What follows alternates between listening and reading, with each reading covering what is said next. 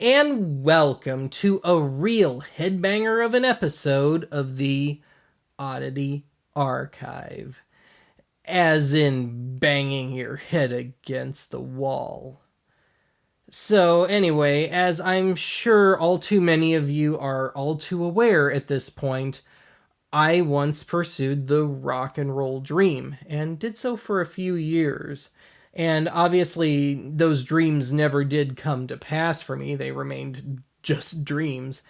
But I guess you could say that I've retained some kind of weird emotional attachment to the whole thing.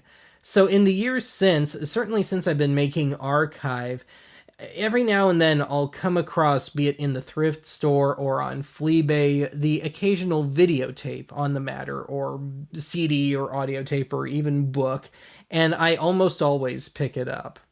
So I've managed to put together a half decent collection of videos on this matter, some more on business, some more on performance, and we got one of each for you here today. And what I'm going to do here is, I guess you could call it a bit of post-mortem professional psychotherapy on my part. But I've pulled the two most egregious tapes from my collection, and one of these is one I actually used to check out from the library when I was younger. So anyway, today's first video comes to us by way, and this is the more businessy tape, it comes to us by way of the effectively now defunct National Academy of Songwriters, or the NAS. And this is actually from a series of tapes that should be at least a little familiar to regular archive viewers. This is the same series of tapes that very, very soon thereafter gave us the Teen Vid and the Metalhead video magazines, both of which we have covered on this show. But this tape is a total one-off. This was never intended to be part of a series. So anyway, today's first video is rather bluntly titled, How to Get a Record Deal. It's from 1990, and it's very much from a pre-mainstream internet kind of perspective, as one would expect. And a perspective that's really not too relevant anymore. I mean, there's still some gems in here, but yeah, this is the system that was kind of on its deathbed when I was into this whole thing in the mid 2000s, and very, very soon thereafter killed off completely by YouTube and just social media in general. So anyway, as I said, there is some still semi-decent advice in here, but I'm kind of surprised it made the final cut, and most of it comes from the artists themselves. And I say that I'm surprised it's here because it runs in pretty good opposition for the most part to what the label people on here say. So the one that really stands out to me is the late great Barry White, and I'm not even going to attempt his voice. But I kind of wish I had heard more of this kind of stuff when I was into the whole thing in the mid 2000s, because God bless him, Barry drops some pretty serious truth here.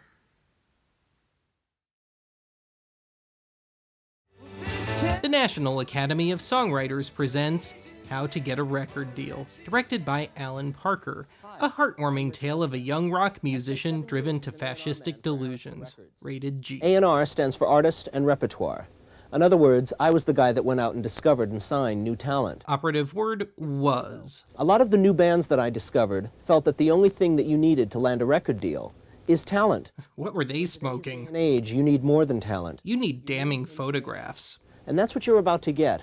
Information from the pros. Executives, producers, managers. Okay, who are you and how'd you get in here? All right, out! A&R executives can be... You hear Tina Turner's private dancer in the background there? That's no accident, because you're gonna be an artistic prostitute. From all the rest. I think an act is ready to be signed when the songs are there. Oh dear, it's Steve Urkel meets Joe Bob Briggs meets your slightly butch grandmother. That every band is at their own level.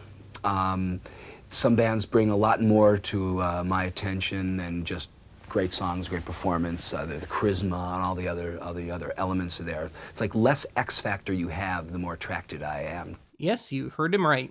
No intangibles. No mystique. The song element becomes very important. Information no longer valid as of 1992. And dies basically by the song.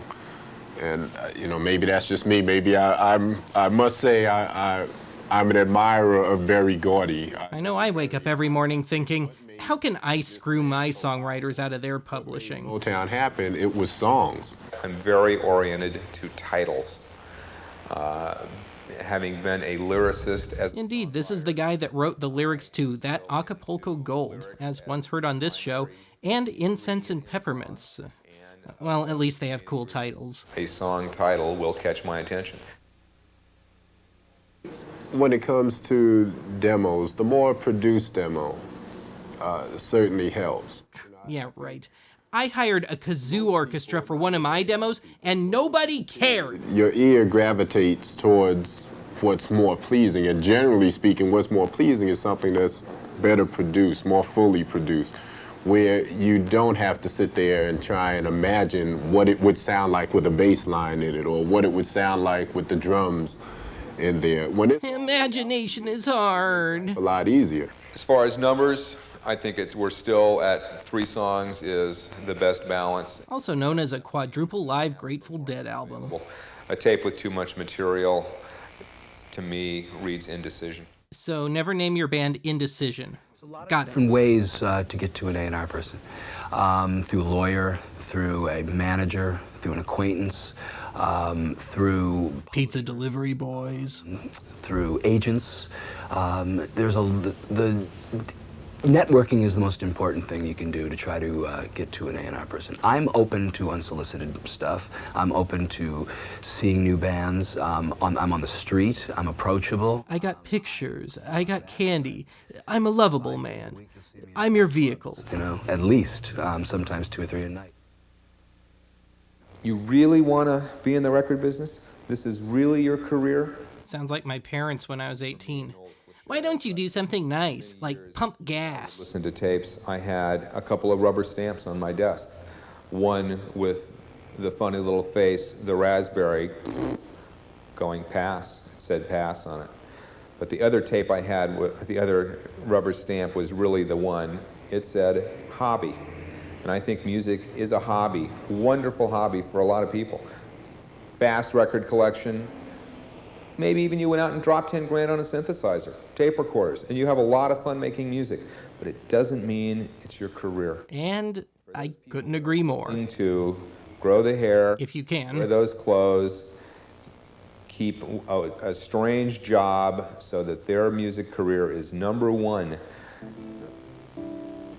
If you're willing to do that, come on in. By the way, hope you're okay with living in a real life This Is Spinal Tap.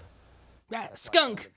The good kind, though. I heard Eric Johnson, and that's how I heard Sneaker. Yes, kids, there really was a semi-famous band called Sneaker. So you can send it to me, care of 400 South Beverly Drive, Suite 214, Beverly Hills, California, 90212. I don't know, Skunk. I mean, I sent in my tape and all I got was a confused response from some Hispanic woman. Mailing their songs or their cassettes right to the office. Ladies and gentlemen, the Forgotten Ramon. About that. I believe in it. The only thing that I request is that it be copyrighted material.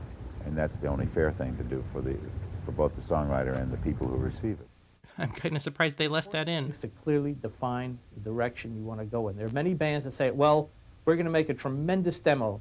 We'll do one song in style A, the second song in style B, then we'll do a ballad, then we'll do something else, because we can show the record company how wonderfully versatile we are. So my 90% instrumental, ultra-eclectic Oddity Archive soundtrack album is off the table then? Slots for releasing product. And generally speaking, they're not going to sign an act that they can't define. Hey, I can define progressive Eastern bluegrass electronica just fine. In the Midwest or something, and you have no real access to recording studios and so on and so forth.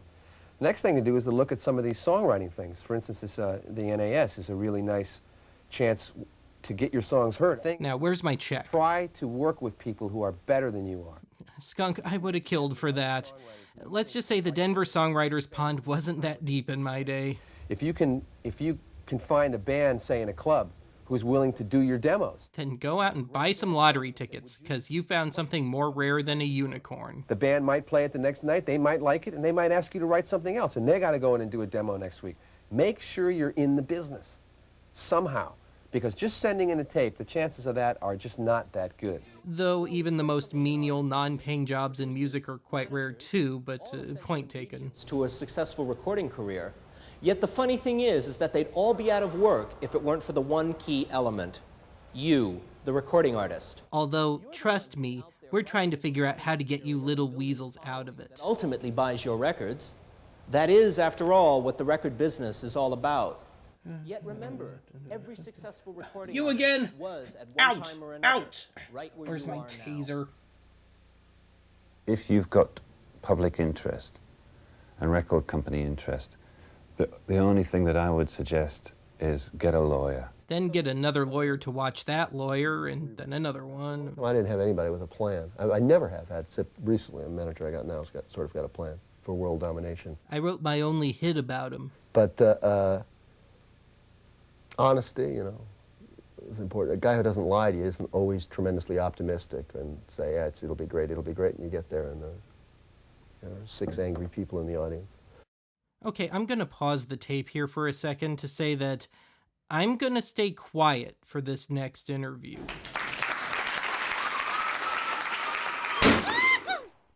Because I think it's important, regardless of whether you're a tiny indie artist or you're going for world domination. Now, back to our show. I tried to stay away from managers as much as I could. The reason is I thought it was more important if I learned what my business was about.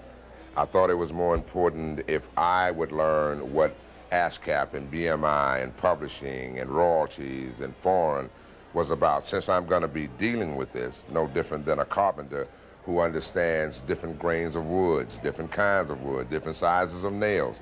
There's a lot of things to master within the nucleus of an entity, meaning the record industry. And if you say, I want to be an artist, you need to master everything that deals with that artistry. The dedication and the love of your craft is going to give you the patience you need to outlast the industry. By artists being in such a hurry to get success, the first deal that come up, they'll take it, and the first rejection they get, it breaks their hearts. Leave the money out of it. Only do what you would do for free. That's when you make $1 million. When you would do it for free, that means you love it regardless. That's when you become successful. Amen to that. To let people know how you feel and what you feel that you want to do later on, so that they see some future in it. Which probably involves rehab. It's a job. It's a life. It's getting the life sucked out of you. Well, there you have it from the pros themselves. As we've just learned, it's not an easy road, but it can be done. If you're going to succeed in this business, it's got to become a way of life. Learn everything you can about the business. Read the trades. Go to as many seminars as possible. Network with as many people as you can. Surround yourself with people who believe in you. Out! Most And don't come back! Believe in yourself. Oh, you're gonna be tough, and huh? Don't give up until You are you've so achieved dead. That ultimate goal of getting a record.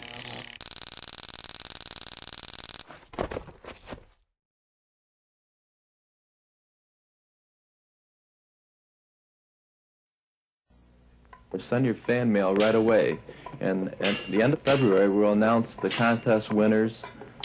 That's the House of Guitars at 645 Titus Avenue. We're having an inventory sale on all musical instruments.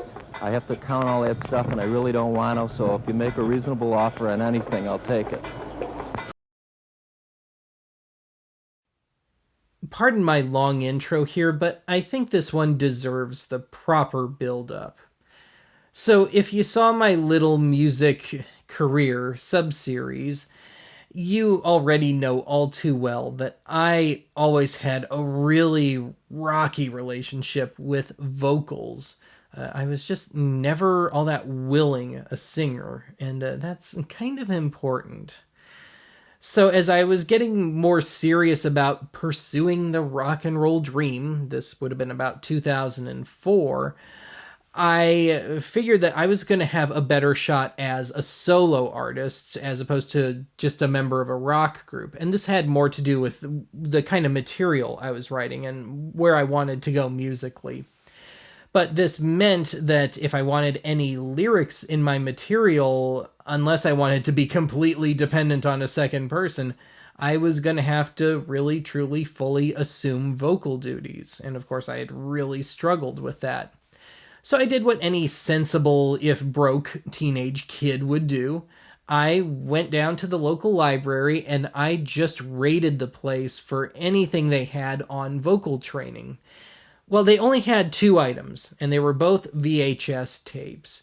And I think I can safely say, with the benefit of hindsight, I may have had the worst vocal coaches you could possibly have.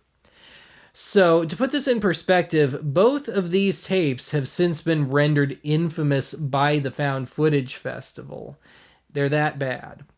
But I've picked these up in the last few years just out of nostalgia more than anything else.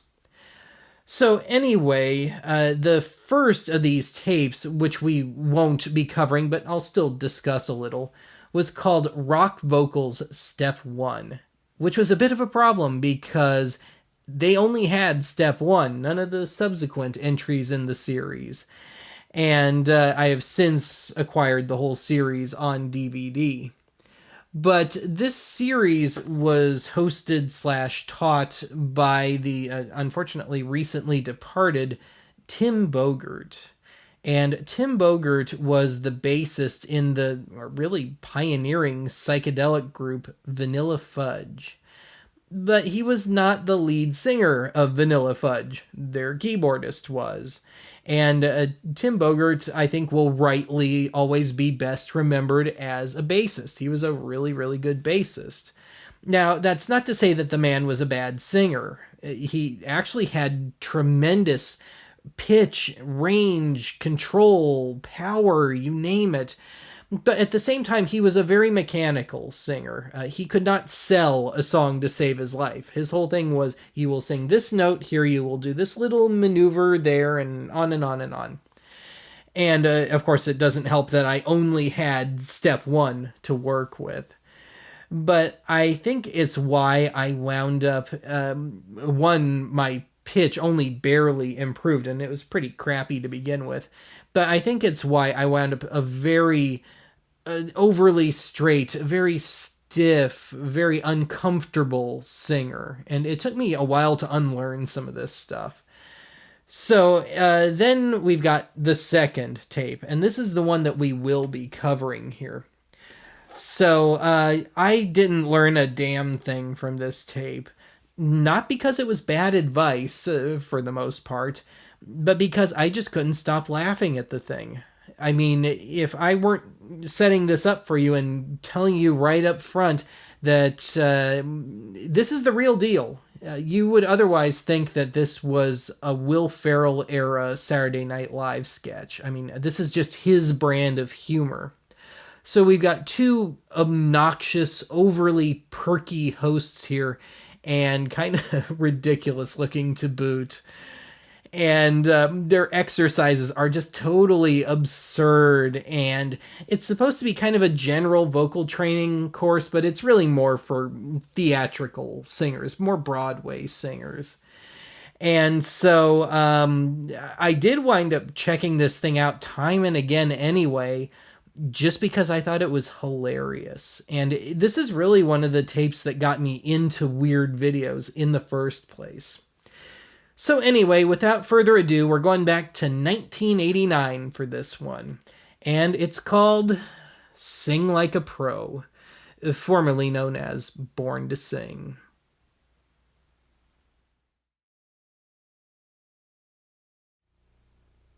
Smile, little smile for me, Rosemary. Testing, 1, 2, 3. Testing, 1, 2, 3. I think we're ready. Created by Elizabeth Howard and Howard Austin. And Austin Elizabeth. It's a vicious cycle. Can we get a level on the tracks, please? Would you settle for a measuring tape? Great. Let's go from the top. Satan wears gym socks.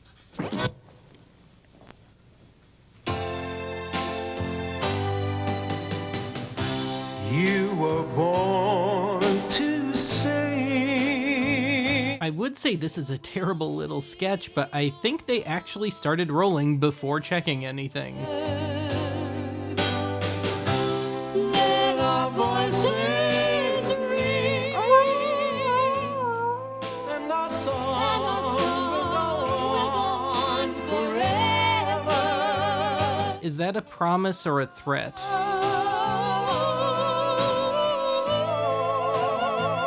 No, VCR, it's too early for you to start attempting suicide. Stop jittering. Hi, I'm Elizabeth Howard. And I'm Howard Austin. And I'm stacked nicely. Now, here's the news. Techniques we're about to share with you. Whether you're already a professional singer or just starting out, this program will help you sing better than ever. That is, if you can contain your laughter. All styles of singing. For example, It's got an easy way of talking, yes, you too can sing plastic country. an easy way of pleasing me, alright. And every time It's a rainy day when you're gone, and the sun shines when you're home. It's a rainy day when you're gone. So please stay away, 'cause I hate mowing my lawn. when the world was young. Oh, hey, Mr. Hammerstein. You're looking nice and moldy today. We had just I've begun to instill my lifelong hatred of show tunes. was young.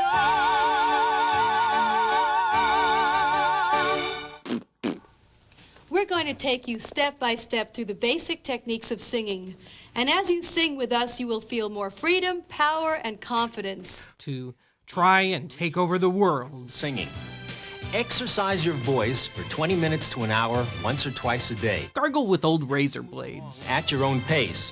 Use your new skills to sing pop, rock, Broadway, rhythm and blues, Broadway, classical, Broadway, anything else you want. including Broadway. This course is for singers of all ages and all voice types. Except you, Benny Boy. You're hopeless. Let's start with breathing. It's a new concept. Voice is a wind instrument, and you need breath to play it. And you need to empty out the spit valve every now and then, too. You can sing a longer phrase. Now, let's look at correct breath intake for singing. The ribs are in this position before the breath. What do you mean your ribs don't look like a wilted pork chop? As the air comes in to fill the lungs, the ribs expand to this position, and the diaphragm moves down to this position. Yes, your diaphragm has hinges. Feels like. Place your hands. That's not a naturally occurring bald spot. He just had a little mishap with the cheese grater. Open mouth and throat. And as you take a full breath, feel the expansion of the rib cage. Allow the lower stomach to expand at the same time. Good. No, I couldn't tell a difference either. Let's inhale for 2 counts and hiss out for 4 counts. I think there's an Elvis Costello lyric in there somewhere. 2, out. 2, 3, 4. In, 2, out. 2. Oh, great, my outboard de-esser is smoking. I hope you're happy. 2, 3, 4. Good. Warning, don't push the air so hard that you produce a breathy or raspy tone. You'll sound like old Benny Boy. An uncomfortable throat squeeze. You'll sound like Phil Collins. Let's sustain the tone longer like this. And now my VCR is sputtering like a motorboat. With us 2 times. Take the breath and create the support before the hey sound. Ready? Breathe. Breathe support. Hey. Hey, I said hey. Support. Hey. That was in the lower register. And this is in my VCR's I Hate You, Ben register. The upper register, also known as head register, head voice, head lice, or head cheese. Let's use the vowel E on a siren-like slide. Liz? Breathe support. Low battery. Falsetto is a term more commonly associated with the upper register of the male voice. Howard?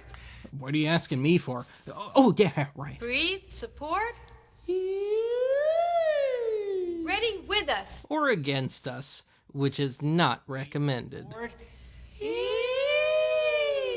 Eat your heart out, emergency broadcast system. Use your support and focus and let the space in the mouth and throat increase as you slide upward. First, E as in me. Keep your jaw comfortably open and... Unless you're that wolf from the Tex Avery cartoons, then you'll want to keep your jaw at least 1 inch off the floor.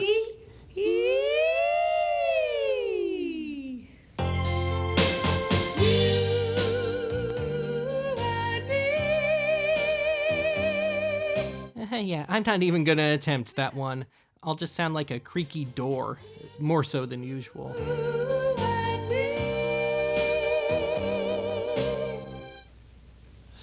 Controlling focus on all the vowel sounds throughout your range will make you a more expressive and effective singer. Of course, it doesn't hurt to get your heart broken repeatedly and develop a drug problem. That'll always make you more soulful. Through and resonate the tone completes the three-part system of the vocal instrument. The open space includes the throat, the mouth, and the nasal areas. There are 4 ways you might block the open resonating space. Squeezing your throat sounds like this. Have a great day. Eyes resembled that remark. Sounds like this. Have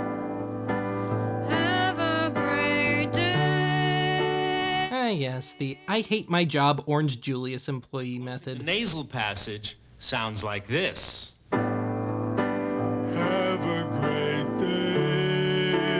Where'd he go, George? Where'd the rabbit go? Pulling the tongue back and up sounds like this. Have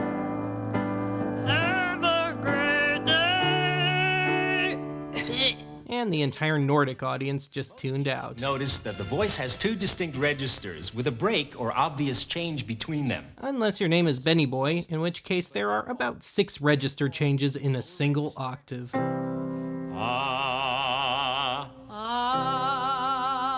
And the upper register.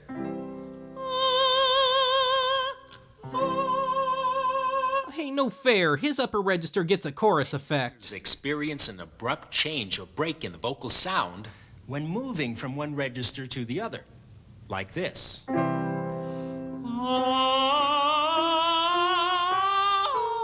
Puberty at age 50 is a bitch. And now you're ready to cover those pesky Hank Williams tunes. To make a smooth transition, you must control both volume and focusing strength of the vocal cords, like this.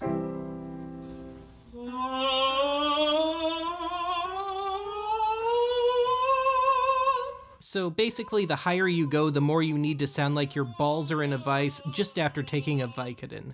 Got it. Here's a technique called upper mix, which will extend the sound of your chest voice into the upper register without a break. For you pop and musical theater singers, don't worry, you're never gonna get out of the chorus anyway. And too forcefully in the upper chest voice. Pushing your chest voice too high and loud will hurt your voice. Just like when I screwed up a vocal cord trying to sing along with the 3 Dog Night record, right around the time I first saw this. True story.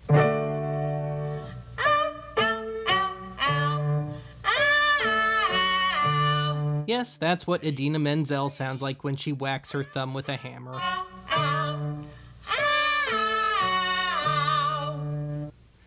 And here's another good mixing exercise. Meow, meow, meow, meow, meow, meow, meow. I don't know. That's a little dignified for a Fancy Feast jingle. Meow, meow, meow, meow. And here it is a little higher. Meow, meow, meow, meow, meow, meow, meow. And a car alarm is suddenly going off outside. Meow, meow, meow, meow, meow, meow, meow. Now all of them in the neighborhood are going off. Now here's a phrase that exercises your upper mix. I wish that I could be with you right now. Okay, should I try this one? Okay, but you have to sing with me, and I can tell. I wish that I could be with you right now. Good. With practice, you will get better and better. Lady, if it ain't gotten better in 20 years, it ain't gonna. Seems like we lost that old-time feeling. And that happens after menopause. Seems like we lost that old-time feeling. You can't lose what you never had. Repeat these exercises a half step lower each time and then a half step higher each time. Then a flat fifth lower. Because get it? Tritone, evil. Yeah. Also, use various vowels and word combinations. I've got a few of them kicking around my head right now, but I'm too much of a gentleman to use them. Back frequently during each Uh-oh, the audio's trying to drown itself now. perfect those techniques that need attention. Start applying your new skills immediately to your songs. Now you're on your way to opening a whole new world of singing enjoyment. Yes, master. You were born to sing. Rosemary. I always get those two songs confused. I don't know why. Let our voices ring in your head while you commit a murder. Trust me, if you've heard the first couple lines of that thing, you've heard the whole song.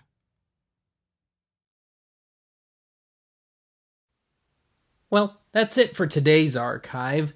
Join me next time when I cover the 1973 classic Hocus Pocus by the band Focus, and proceed to rupture a vocal cord and spit blood everywhere, because rock and roll, baby.